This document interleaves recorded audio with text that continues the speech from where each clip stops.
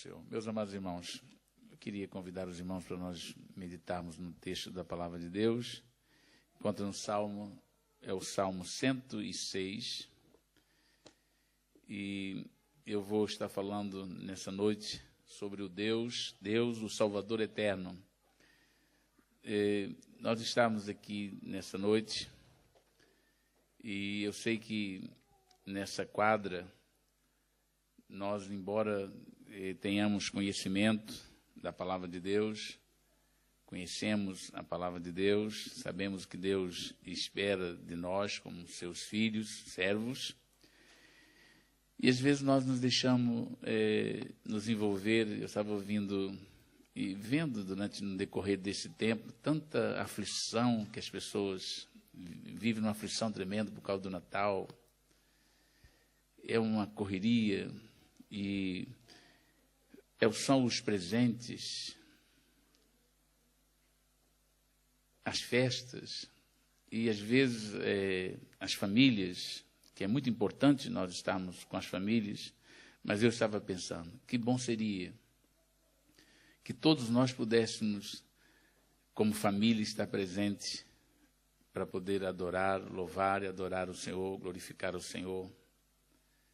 Que bom seria que a nossa maior preocupação fosse estar juntos, aproveitar o tempo para poder adorar ao nosso Pai Celestial, agradecer por causa da sua misericórdia para conosco, pelo presente que Ele nos deu, por ter nos tirado deste mundo de trevas. É tão bom quando nós podemos reconhecer isso e colocar Jesus acima de tudo. Podemos ter uma festa, podemos ter a mesa com muita comida, muita bebida. Podemos ter a árvore de Natal, né, que eles colocam assim, enche de presentes. E eu até acho bonito, nós também fazemos isso. Mas isso não pode ser nunca o mais importante da nossa vida. Se não tiver essas coisas que são materiais, deve haver em nós o mesmo sentimento de alegria e gozo por causa da salvação que Deus nos deu, por causa de Jesus Cristo. Porque muitas das vezes esse tumulto tira até a alegria da presença de Deus, porque às vezes Jesus não está presente, esquecem Jesus. Nós tivemos domingo passado aqui a nossa festa de Natal. Foi apresentada aqui uma peça, que os irmãos trabalharam na peça, e até brinquei com o André Nascimento, brinquei com o André ali antes do culto, diz assim, André, a festa parece que foi feita para nós, os crentes. Porque muitos de nós estamos ali enquadrados dentro daquilo que foi apresentado. Ficamos tão preocupados com essa data que esquecemos o mais importante. Mas graças a Deus que os irmãos estão cá para poder louvar e adorar a Deus. Nós somos gratos a Deus porque Ele tem nos dado esse senso de compreensão de que Jesus é maior e melhor e mais importante do que tudo. E é por Ele que nós celebramos o Natal, por causa dEle. Se não fosse Ele, nós não celebraríamos o Natal de Jesus, né? Porque nós só fazemos isso por causa dEle. Amém. Então eu convidava os irmãos para ler o Salmo 106, melhor dizendo. Eu vou ler a partir do versículo 4. Vou ler aqui alguns versículos, vou ler bastante. E peço que os irmãos acompanhem. Se você não tiver a Bíblia, você ouça, porque este texto, o salmista está fazendo uma oração a Deus, e ele vai colocar uma situação que ele vivenciou, e vai interceder diante de Deus para que Deus mude a sorte deles. Então diz assim, versículo 4, lembra-te de mim, Senhor, quando mostrares favor ao teu povo. Visita-me com a tua salvação, para que eu veja a prosperidade dos teus escolhidos, para que me alegre com a alegria da tua nação e me glorie juntamente com a tua herança. Nós pecamos como os nossos pais. Cometemos a iniquidade, andamos perversamente. Nossos pais não atentaram para as tuas maravilhas no Egito, não se lembraram da multidão das tuas benignidades, antes foram rebeldes contra o Altíssimo junto ao Mar Vermelho. Não obstante, ele os salvou por amor do seu nome, para fazer conhecido o seu poder, pois repreendeu o Mar Vermelho, e este se secou, e os fez caminhar pelos abismos como pelo deserto. Salvou-os da mão do adversário, livrou-os do poder do inimigo. As águas, porém, cobriram os seus adversários, nem um só deles ficou. Então creram nas palavras dele e cantaram-lhe louvor. Cedo, porém, se esqueceram das suas obras. Não esperaram pelo seu conselho, mas deixaram-se levar pela cobiça no deserto e tentaram a Deus no ermo. E ele lhes deu o que pediram, mas fê-los definhar de doença. Tiveram inveja de Moisés no acampamento e de Arão, o santo do Senhor. Abriu-se a terra e engoliu a Datã, e cobriu a companhia de Abirão. Ateou-se um fogo no meio da congregação, e a chama abrasou os ímpios. Fizeram um bezerro em Horebe e adoraram uma imagem de fundição. Assim trocaram a sua glória pela figura de um boi que come erva. Esqueceram-se de Deus, o seu Salvador, que fizera grandes coisas no Egito, maravilhas na terra de Cã, coisas tremendas junto ao Mar Vermelho, pelo que os teria destruído, como dissera, se Moisés, o seu escolhido, não se tivesse interposto diante dele para desviar a sua indignação, a fim de que não os destruísse. Também desprezaram a terra aprazível, não confiaram na sua promessa, antes murmuraram em suas tendas e não deram ouvidos à voz do Senhor, pelo que levantou a sua mão contra eles, afirmando que os faria cair no deserto, que dispersaria também a sua descendência entre as nações e os espalharia pelas terras. Também se apegaram a Baal Peor e comeram sacrifício oferecido aos demônios. Assim o provocaram a ira com as suas ações, e uma praga rebentou entre eles. Então se levantou Finéias, que executou o juízo, e cessou aquela praga. E isso lhe foi imputado como justiça de geração em geração para sempre. Indignaram-no também junto às águas de Meribá, de sorte que sucedeu mal a Moisés por causa deles, porque amarguraram o seu espírito, e ele falou imprudentemente com seus lábios. Não destruíram os povos como o Senhor lhes ordenara. Antes se misturaram com as nações e aprenderam as suas obras. Serviram aos seus ídolos, que vieram a ser-lhes um laço. Sacrificaram seus filhos e suas filhas aos demônios e derramaram sangue inocente, o sangue de seus filhos e de suas filhas, que eles sacrificaram aos ídolos de Canaã, e a terra foi manchada com sangue. Assim se contaminaram com as suas obras e se prostituíram pelos seus feitos, pelo que se acendeu a ira do Senhor contra o seu povo, de modo que abominou a sua herança, entregou-os na mão das nações, e aqueles que os odiavam dominavam sobre eles.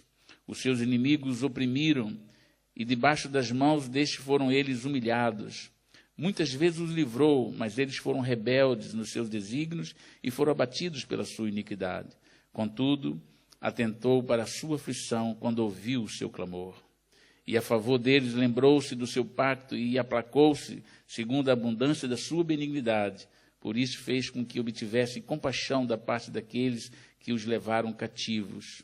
Salva-nos, Senhor, nosso Deus, e congrega-nos dentre as nações, para que louvemos o teu santo nome e nos gloriemos no teu louvor. Bendito seja o Senhor, Deus de Israel, de eternidade em eternidade. E diga todo o povo, amém, louvai ao Senhor. Meus amados irmãos, o salmista, ele, neste salmo, o salmo era uma forma de oração cantada que os servos de Deus faziam e apresentava diante de Deus. Neste caso, o salmista vai suplicar a Deus que tenha deles misericórdia por causa do seu estado, o estado em que eles se encontravam no momento que ele escreve este salmo. Ele vai lembrar dos feitos de Deus, vai lembrar da ingratidão do povo, vai lembrar de que, por mais que Deus ajudara o seu povo, por mais que Deus fizera pelo seu povo, era o povo mantinha uma certa posição de fidelidade, de lealdade, de gratidão, mas qualquer coisa que acontecia podia ofuscar a visão que eles tinham de Deus e eles desviavam de Deus. E ele começa a dizer que o povo esqueceu de Deus. Estavam lá no Egito e Deus fez grandes coisas por eles. Estavam eles escravizados, viviam sofrendo ao ponto de terem que rejeitar os seus próprios filhos. Houve um sofrimento muito grande, mas eles clamaram ao Senhor e Deus lembrou da sua promessa que tinha feito a Abraão e lembrou da sua promessa e socorreu-os e os tirou de lá com mãos poderosas. Mas no deserto por onde andavam, eles pecaram contra o Senhor, eles viravam as costas para o Senhor. Chegaram ao ponto de perderem toda a sua intimidade com Deus por causa dos seus costumes. Eles não buscavam a Deus, não louvavam a Deus. E eu, quando estava meditando sobre esse salmo e escrevi aqui alguma coisa que eu vou partilhar com os irmãos, comecei a pensar em nós. Nós hoje conhecemos a Jesus, nós olhamos para o nosso passado sem Cristo e vimos que experimentamos o amor de Deus, a misericórdia de Deus na hora que nós mais precisávamos. Muitos de nós não conheciam o Senhor quando nasceram, nossos pais, nossas famílias, não é o caso do pastor André, que nasceu no hospital, mas o pai era crente, a mãe era crente. E muitos de nós se converteu, essa expressão, voltou-se para o Senhor, foi alcançado pelo Senhor, já depois de conhecer o mundo, viver no sofrimento. Não conhecíamos a Deus. Muitos de nós vivíamos de costa virada. Andávamos como se fôssemos alguns até parecia ser religioso, mas não tinham uma vida com Deus. Não vivia, não servia a Deus como devia, não conhecia a sua palavra, não conhecia o seu amor, embora Deus nunca abandonou ninguém, mas a pessoa nunca vivia aquilo que nós hoje, como servos de Deus, passamos a conhecer e a viver. E este mesmo sentimento estava no salmista quando ele diz, Senhor, lembra de mim, e ele vai fazer uma confissão. Ele começa a dizer que nós pecamos, e assim como os nossos pais pecaram. Ele estava falando sobre a sua posição, a sua condição de pecador, de necessidade que ele tinha, porque ele reconhecia que ele precisava de um Salvador para a sua vida. Ele sabia que não era a circunstância da vida que poderia resolver o seu problema, porque ele tinha um vazio na sua alma, que só poderia ser preenchido com a presença de Deus.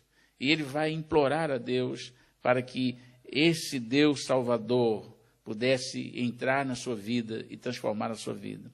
A necessidade de um Salvador eterno é uma verdade inquestionável. Nada deste mundo pode substituir a Deus. Não há nada neste mundo que possa suprir a necessidade que a alma sente de Deus. A Bíblia diz que a nossa alma anseia pelo Criador. Há necessidade de nós nos entregarmos a Deus. E isso pode ser facilmente entendido quando nós examinamos honestamente as nossas atitudes. Quando nós olhamos para a nossa vida, quando nós olhamos para o nosso comportamento, as nossas atitudes, se nós examinarmos honestamente, nós vamos dizer, eu preciso de um Salvador. Eu não consigo, eu não tenho como chegar diante de Deus e dizer, Senhor, eu estou aqui, e abre a porta do céu para que eu possa entrar, porque eu mereço entrar. Nenhum de nós tem essa condição de chegar diante de Deus e dizer, olha, eu estou aqui hoje porque eu mereci estar, eu pratiquei, eu fiz, eu agi, eu andei de conformidade, então eu posso estar aqui. Dá licença, eu vou entrar. Tem um autor evangelista, não lembro o nome dele, que ele faz a seguinte pergunta, se você chegasse diante de Deus hoje, me diga aí pelo menos uma razão que você teria para dizer a Deus que Ele era obrigado a deixar você entrar no céu. Diga uma. E você diz assim, por que você entende que Deus tem que deixar você entrar no céu? O que você tem para chegar? Se você chegasse diante de Deus hoje, qual seria o seu argumento para você chegar lá e convencer a Deus que você poderia entrar no céu? Eu tenho direito de estar aqui.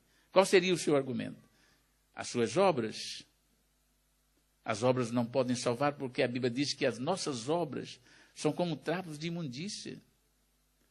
Nós não temos condições por nós mesmos de fazer nada para conquistar o céu. A nossa salvação não é conquistada pelas obras, pelo nosso esforço. Por mais que nós pratiquemos o bem, é dever nosso fazer isso. Mas isso não nos justifica diante de Deus. Nós não temos como alegar isso diante de Deus. E o salmista, ele começa a analisar o comportamento geral do povo, desde as gerações passadas, e diz: nós pecamos, mas os nossos pais pecaram. Os nossos ancestrais pecaram. E ele conclui que só poderia alcançar a sua vitória, o suprir a sua necessidade, se ele tivesse um Salvador eterno. Os reis, os monarcas, os governos deste mundo não poderiam dar a ele a segurança que ele precisava. Ele sabia que ele precisava de um Salvador. Ele diz: se eu comparecer hoje perante Deus, vou ser pesado na balança e vou ser achado em falta. É por isso que ele tinha essa necessidade, ele reconhecia essa necessidade. Eu preciso de ser salvo, eu preciso de um Salvador. Felizmente, nós temos um Deus Salvador. Nós temos um Deus cheio de graça, de amor. Nós temos um Deus que, na sua infinita misericórdia e compaixão, ele enviou-nos o seu Filho, Jesus Cristo, para nos buscar e salvar. Ele olhou para nós e diz: ele não consegue sozinho. Ele não consegue chegar, ele não consegue fazer tudo o que ele fizer, vai ser insuficiente. Então eu preciso de enviar a salvação para ele. Eu preciso enviar o Salvador para libertá-lo, para dar a ele o direito da vida eterna, para conquistar a vida eterna. Alguém tem que fazer isso. E Deus olhou, não viu ninguém que pudesse fazer isso. Diz a Bíblia que ele olhou para a terra, não viu um sequer, um justo sequer. Não é alguém mais ou menos, ele não viu um justo sequer. Ninguém que poderia cumprir os seus desígnios para poder salvar o homem. Então Jesus Cristo veio exatamente para se fazer homem. E viveu entre nós. E ele cumpriu toda a lei de Deus. E ele foi à cruz do Calvário. Ele foi lá e entregou a vida dele para que eu pudesse hoje estar aqui e ter essa certeza de que um dia que eu passar para a eternidade, eu vou estar com Deus por causa do sacrifício dele, por causa da justiça que ele praticou, por causa do amor dele para comigo, não pelos meus méritos. E hoje, ao reconhecer a sua salvação, ao reconhecer que ele, Jesus, é o nosso Salvador eterno, aquele que nos garante a entrada no céu, aquele que abriu a porta para nós, então nós caminhamos na certeza de que vamos ser salvos por ele, estamos guardados por ele, e nós vivemos para ele, e tudo procuramos fazer para agradar ao Senhor, ainda que na nossa caminhada cometamos falhas, erros, nós somos falíveis, nós cometemos falhas, erramos, nós pecamos por pensamentos, pecamos por palavra, por nossas ações, mas nós temos um Deus que nos salva. Jesus Cristo é o nosso Salvador, ele é o Senhor Salvador. Então o salmista, quando pensando no estado do seu povo e vendo o estado dele, diz: Senhor, lembra de mim quando mostrares favor ao teu povo e visita-me com a tua salvação. Ele diz: Senhor, olha para mim e socorre-me, lembra de mim e salva-me. Quando estenderes o favor ao teu povo, lembra de mim, porque ele sabia que somente a graça de Deus é que poderia conceder ao pecador a oportunidade de salvação, o favor de Deus. A graça é um favor imerecido, nós não merecemos, mas Deus nos ama e nos dá a salvação. A salvação de Deus é um presente, por isso que Jesus veio, porque ele veio como um presente para nós. E nessa quadra natalícia, nós precisamos de ter sempre em mente de que o aniversariante é Jesus, mas o presente somos nós que ganhamos. Ele veio exatamente por nossa causa. Ele veio para nos trazer esse perdão, essa salvação. Por isso o salmista continua dizendo, eu sei que nós pecamos. Eu sei que nós somos pecadores. Eu sei que tanto nós como os nossos pais cometemos iniquidades. Nós andávamos perversamente. Nós não tínhamos condições. Os nossos pais, eles não atentaram para as tuas maravilhas no Egito, não se lembraram da multidão das suas benignidades. Antes foram rebeldes contra o Altíssimo junto ao Mar Vermelho. Diz, nós pecamos. Espiritualmente estamos perdidos. E a humanidade sem Jesus está perdida. A humanidade, ela sem Jesus, está condenada, diz a palavra de Deus. Por isso que Jesus Cristo veio. E a Bíblia diz que ele veio para os que eram seus. Os seus não receberam. Mas a todos quanto recebeu, deu-lhes o poder de serem feitos filhos de Deus, a saber os que creem no seu nome. Está lá escrito em João capítulo 1. Então Jesus veio para dar salvação às pessoas. As pessoas que andavam condenadas, sem condições de ser salva. Então Jesus veio salvá-las.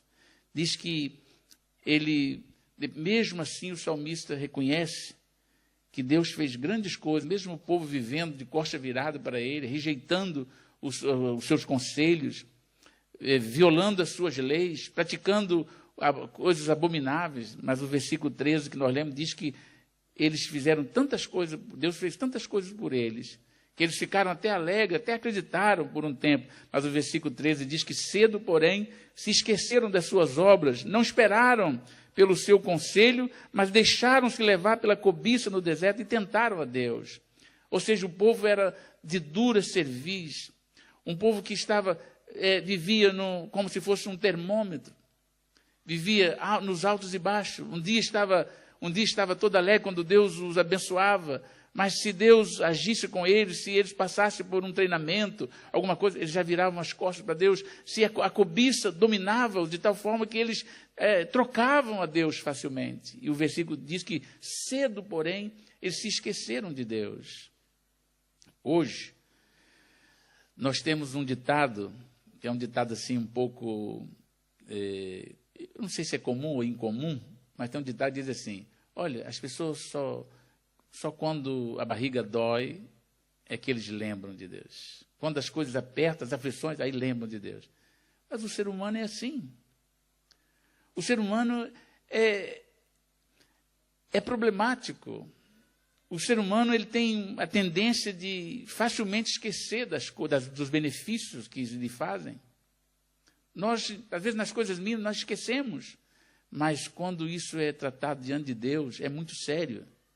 Quando o ser humano esquece de Deus, afasta de Deus, não basta apenas dizer, eu creio em Deus. Eu amo a Deus, eu tenho muita fé em Deus. Não vale a pena. Não basta apenas dizer isso, nós temos que viver com Deus. Ele tem que dominar a nossa vida, ele tem que ser Senhor da nossa vida. Nós não podemos ser a religião. Uma pessoa que vive religiosamente, ela pode dizer, olha, o domingo, no nosso caso, por exemplo, do cristianismo, ele pode dizer assim, o domingo é o dia de ir à igreja. No domingo eu tenho que cumprir a minha obrigação. Se é um dia de festa anual, olha, eu tenho que ir porque agora é um dia tal, eu tenho que estar lá. Mas nós não vivemos por esses dias. O crente, a pessoa que crê em Jesus, de que entregou sua vida ao Senhor, os seus caminhos ao Senhor e que vive debaixo do controle de Deus, sob o domínio do Espírito Santo, todos os dias é do Senhor. A sua vida não vive por circunstância, são todos os dias. Aonde quer que nós sejamos, nós somos do Senhor, estamos ali para adorar o Senhor, para viver para o Senhor. Quer vivamos e morramos, somos do Senhor, diz a Bíblia, em todo lugar, em todo tempo. Nós não temos um dia, esse dia é o dia que eu tenho que servir a Deus.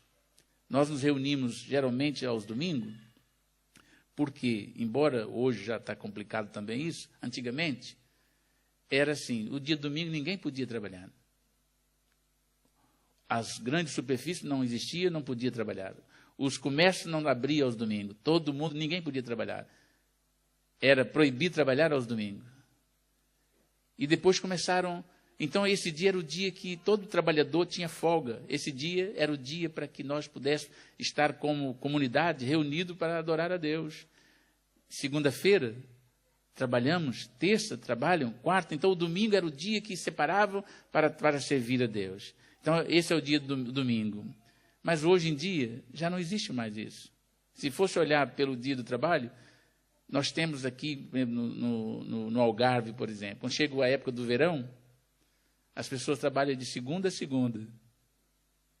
Trabalham todos os dias. Então, se a pessoa pensasse, domingo é o dia de eu ir à igreja, é o dia de eu servir a Deus, nunca serviria ao Senhor. Porque nós não estamos presos a um dia. Nós precisamos estar concentrado nossa adoração a Deus, e quando nós temos o nosso tempo, é para que nós possamos estar juntos, para louvar, para glorificar a Deus, mas não é o dia que faz a diferença.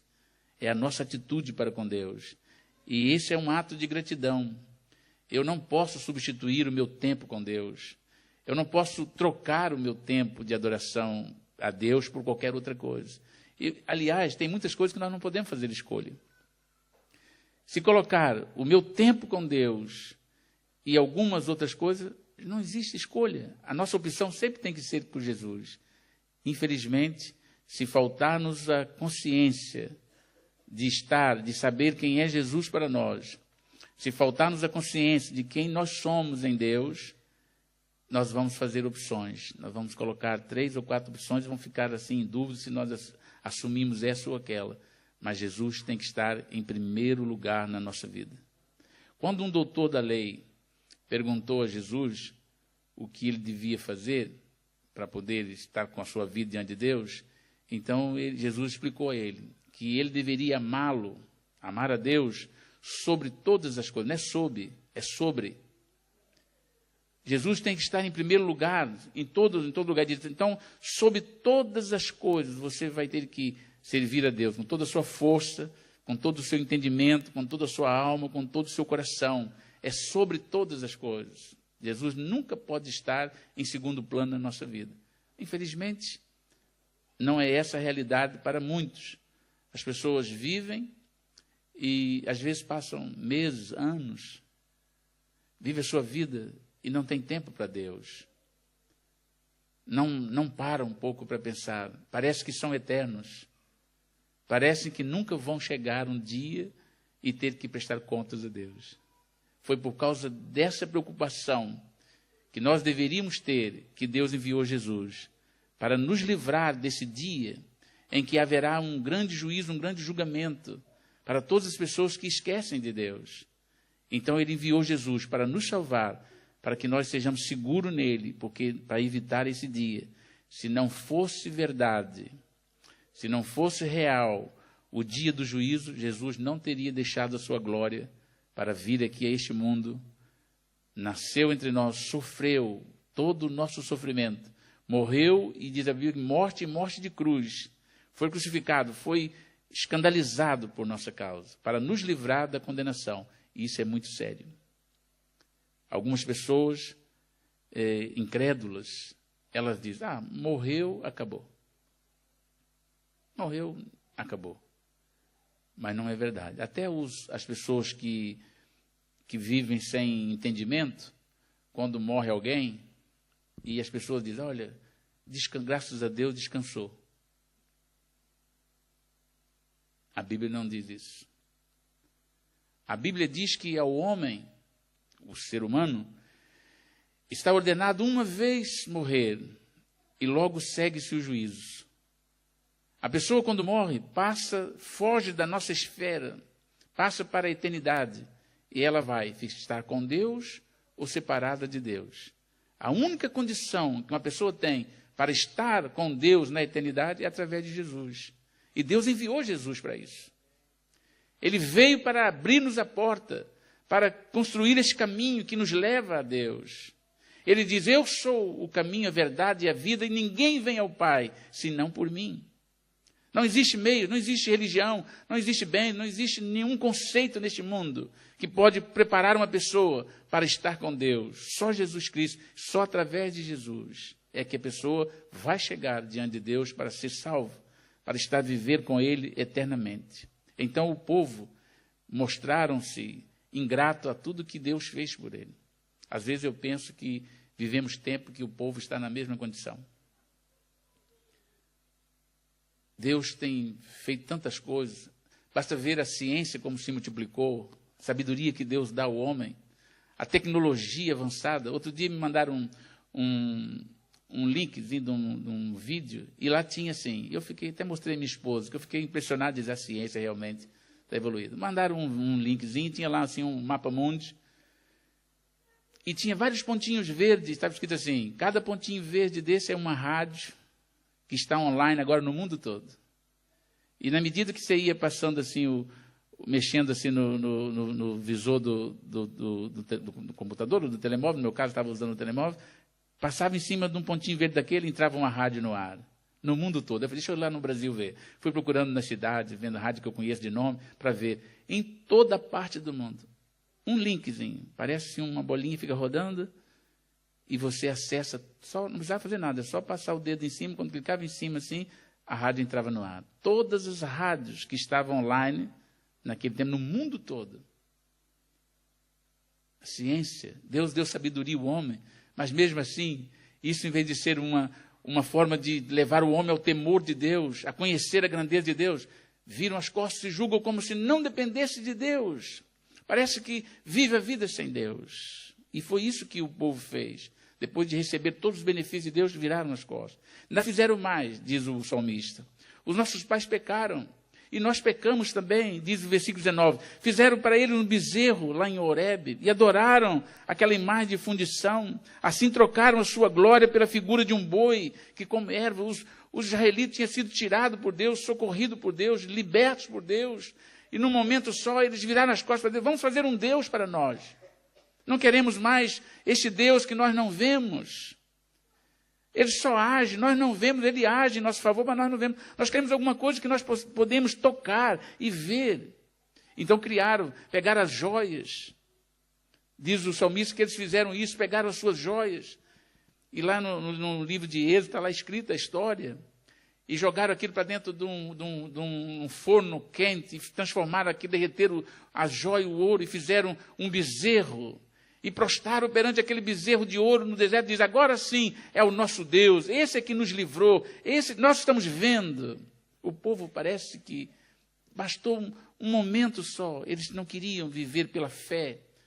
Embora Deus tivesse aberto o mar vermelho diante deles, eles passaram a seco, matou todos os inimigos que os perseguiam, deu a eles aquele grande livramento, fez coisas maravilhosas, eles louvaram a Deus, eles dançaram, eles glorificaram a Deus. Diz a Bíblia que Miriam pegou o pandeiro e tocava e dançava, todo mundo ali, aquela festa toda. Bastou um momento só, que Deus deixou de falar com eles. Bastou um momento de silêncio, é como se Deus estivesse dizendo para eles assim, eu vou me ausentar um pouquinho só, para vocês conhecerem o vosso coração. Como é mau o vosso coração. Como vocês são ingratos. Basta eu ficar um pouquinho só, vocês vão se perverter. E foi isso que eles fizeram. E o salmista diz, foi isso. Fizeram isso. Esqueceram de Deus, o seu Salvador. Versículo 21. Aquele Deus que fez grandes coisas para eles no Egito, maravilhas lá na terra do Egito. Coisas tremendas junto ao Mar Vermelho, fez um milagre glorioso para eles, mas pouco tempo depois já viraram as costas para Deus. Este era um povo que duvidava de Deus. O versículo 24 diz que eles também desprezaram a terra aprazível, não confiaram na promessa de Deus. Quando Deus falou, eu vou levar-vos-ei para uma terra que mana leite e mel, uma terra abençoada, eles, não vamos para lá nada. Aquilo tem lá gigantes. Nós vamos para lá, vamos morrer todos. Deus diz, eu vos envio para lá, vocês vão ser apossados daquela terra. Eu vos dou aquela terra. Eles desconfiavam de Deus, não acreditaram em Deus. Pelo contrário, começaram a murmurar, reclamar. Deus, que Deus é esse que deixa nos passar por esse caminho tão difícil? Como Deus deu o maná para eles, alimentou-os com o maná. Alimento caía do céu. Todo dia comer esse maná. Todo dia a mesma coisa, murmuravam, reclamavam de Deus. Um povo que duvidava do amor de Deus. E hoje existem muitas pessoas assim. Pessoas que têm tudo para poder viver uma vida de gratidão. Pessoas que têm tudo para poder ficar 24 horas por dia agradecendo a Deus, mas não lembram de Deus, esquecem de Deus. Mas Jesus veio para salvar essas pessoas. Jesus veio para libertar essas pessoas. Veio para tirar essas pessoas desse mundo de ilusão, de incredulidade, de indiferença e dar a eles o seu espírito para que elas possam reviver, renovar as suas vidas. Diz também o salmista, e já vou partir para a conclusão, diz o salmista que eles eram um povo místico, idólatra, um povo que apegaram-se a Abel Peor e comeram o sacrifício oferecido a ele, os deuses lá dos pagãos. Era um ídolo, que eles sacrificavam aquele ídolo como se fosse um deus, e eles comiam aquelas coisas sacrificadas a eles, e também não fizeram aquilo que Deus ordenara. Diz que eles misturaram com as nações, se corromperam com o mundo de pecado, em vez de ficarem fiéis a Deus, se corromperam, se envolveram com o pecado. E ao invés de serem luz para aquele povo que andava em trevas, eles se corromperam, tornaram-se trevas em meio às trevas.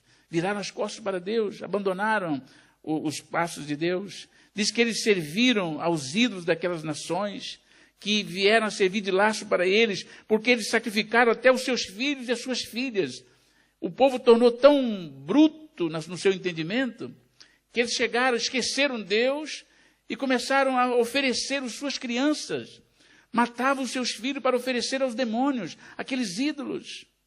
Por causa da ignorância espiritual, viraram as costas, endureceram os seus corações, derramaram o sangue inocente, matavam os seus filhos e suas filhas, sacrificando aqueles ídolos na terra lá e mancharam a terra de sangue. Um povo que viveu de costa virada, e o salmista diz: Senhor, lembra de mim, tem misericórdia de mim, envia um Salvador, porque nós estamos corrompidos espiritualmente, precisamos de ser libertos. Precisamos de ser salvos, precisamos de um Salvador, não basta ser um governador, não pode ser um rei, precisa de ser um Salvador eterno, só o Senhor pode nos salvar.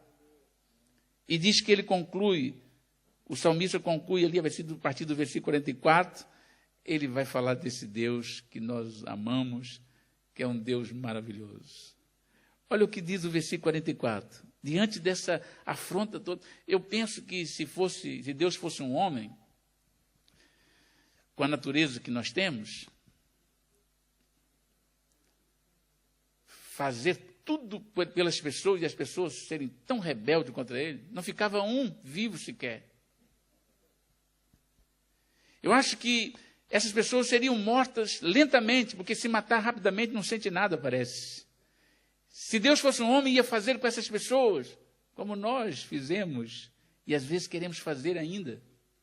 Às vezes parece aquela natureza pecaminosa que nós ainda trazemos, parece que às vezes se nós não a dominarmos pelo Espírito de Deus, ela quer aflorar, ela quer tomar força, quer fazer coisas que não convêm. Mas o salmista diz assim: contudo, versículo 44, mesmo eles virando as costas para Deus, mesmo fazendo tudo isso, diz o versículo 44, contudo atentou para a sua aflição, quando ouviu o seu clamor. Deus olhou para o sofrimento do povo, e eles, depois que estavam naquele sofrimento, clamaram a Deus, clamaram: tem misericórdia, e diz que Deus atentou para a sua aflição, ouvindo o seu clamor, e a favor deles lembrou da sua aliança, e aplacou segundo a abundância da sua benignidade. A misericórdia de Deus é que é a razão de nós não sermos consumidos. Nosso Deus é um Deus benigno, um Deus de amor, um Deus que tem a capacidade de perdoar o pecador, por mais vil que seja. Deus perdoa. Deus é um Deus de amor e misericórdia, olha para o pecador e diz: eu preciso perdoá-lo, eu preciso de salvá-lo. Por isso, o versículo 46 diz: por isso fez com que obtivéssemos compaixão da parte daqueles que os levavam cativos. E o versículo 47 e 48 termina dizendo: Senhor, salva-nos, nosso Deus. Salva-nos e congrega-nos dentre as nações, para que louvemos o teu santo nome e nos gloriemos do teu louvor. Nós estamos aqui hoje por causa dessa salvação que Jesus veio trazer para nós. E nos congregou para louvar o seu nome, para adorar o seu nome. Se não fosse o Senhor, nós não estaríamos aqui. Se não fosse esse amor de Deus para conosco, nós não estaríamos aqui. Bendito seja o Senhor Deus de Israel, de eternidade em eternidade. Diga todo o povo amém. Louvai ao Senhor. Não temos outra razão senão louvar a Deus pela sua benignidade. E devemos fazer. E João, termino. João, o evangelista, no capítulo 3 do Evangelho de João, versículos 16 a 18, ele registra uma palavra de Jesus. Quando Nicodemos, um príncipe de Israel, um doutor da lei, foi perguntar a ele o que era necessário para ser salvo, e Jesus então vai dizer a ele: você precisa nascer de novo. É necessário que você nasça de novo. E Nicodemos, quando ouviu aquilo, um homem já feito, um doutor da lei de Deus, das Escrituras, quando ouviu Jesus falar assim, você precisa nascer de novo, ele diz: Senhor, como pode um homem sendo velho nascer de novo? Porventura, eu teria que voltar para o ventre da minha mãe e nascer segunda vez? E Jesus diz: eu te digo que você tem que nascer de novo. Você é mestre aqui em Israel e não sabe essas coisas? Você precisa nascer de novo. E ele ficou sem entender. Jesus diz: o que é nascido da carne é carne. Mas o que é nascido do Espírito é Espírito. E você importa que você nasça de novo. Todas as pessoas precisam nascer de novo. E nascer de novo significa nascer do Espírito Santo, da obra de Deus, crer em Jesus como Salvador, reconhecer o sacrifício que Jesus fez, dar um basta na sua vida e começar uma nova caminhada com Deus, permitir que Deus entre na sua vida e faça nova morada, e agora, a partir deste momento, essa pessoa é nova criatura. Por isso, Paulo, quando escreve em Coríntios, ele diz: aqueles que estão em Cristo, nova criatura é, as coisas velhas passaram, tudo se fez novo, nasceu de novo. Começou uma nova vida, esse novo nascimento. Por isso que o irmão Antônio disse aqui a mim: pastor, eu sou um bebê, nasci em março. Um homão desse pernambucano, é pernambucano? Cearense, um homão deste grande cearense, dizendo que é um bebê. Porque ele está falando do novo nascimento. Nasceu de novo, nasceu do Espírito, nasceu aceitando Jesus como seu Salvador. Todos precisam fazer. E Jesus respondeu a Nicodemos nessa conversa, ele diz: e eu vou explicar a você por que Deus te ama. Você precisa nascer de novo. E o versículo 16, 18 diz assim: porque Deus amou o mundo de tal maneira. Deus amou não é o mundo físico, a humanidade. Deus amou a humanidade de tal maneira que deu o seu Filho unigênito, para que todo aquele que nele crê não se perca, mas tenha vida eterna. Porque Deus enviou o seu Filho ao mundo, não para que julgasse o mundo, mas para que o mundo fosse salvo por ele. Quem crê nele não é julgado, mas quem não crê já está julgado, porquanto não crê no nome do unigênito Filho de Deus. Deus amou-nos de tal maneira que enviou-nos Jesus. Por isso que nós estamos comemorando o Natal de Jesus. Porque Deus nos enviou esse Jesus maravilhoso. O nosso Deus é um Deus salvador, cheio de graça e de misericórdia. O Natal de Jesus é a revelação do infinito amor de Deus por nós pecadores. Nada mais além do que o grande amor de Deus para conosco. Que Deus possa abençoar a sua vida. E se nessa noite há alguém entre nós que ainda não tomou essa decisão de entregar a sua vida para Jesus, eu confesso que eu não tenho palavras para te convencer, mas que o Espírito Santo de Deus possa tomar a sua palavra, a revelação deste amor de Deus, e possa tocar no seu coração. Você que assiste através da internet, você que talvez esteja aqui nessa noite, que ainda não o fez, possa sentir a graça de Deus, este amor de Deus, e tome uma decisão ao lado de Jesus. Porque isso fará a mudança na sua vida, agora e na eternidade. Vamos ficar de pé, faz favor. Eu convidava os nossos irmãos do louvor. Nós vamos estar orando, vamos louvar ao Senhor, mas antes de orarmos, nós vamos louvar ao Senhor.